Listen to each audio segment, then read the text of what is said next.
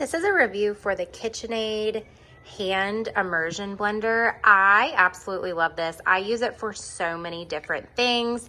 It has 2 speeds. I typically run it on speed number 1. It also has a speed number 2, which is a little bit faster and stronger. But just to demonstrate right now, I have it in some whole canned tomatoes, and all you do is you just push this button. Sometimes I will bring it up and down, but I love that it does not splash. I do this a lot and pour this into my spaghetti sauce, so that way you're not pouring an entire tomato in there, but it just literally pulverizes it in just a few seconds. I have used this for making salad dressings. I make a lot of my homemade mayonnaise. It is the perfect tool for homemade mayonnaise.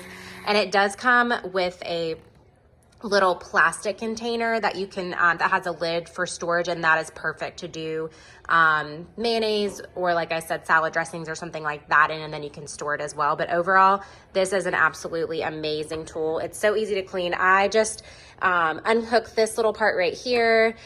You just twist it to remove it, and then I put the metal part in the bottom just straight into the dishwasher. So easy cleanup, easy to work. Can't go wrong with the KitchenAid hand blender.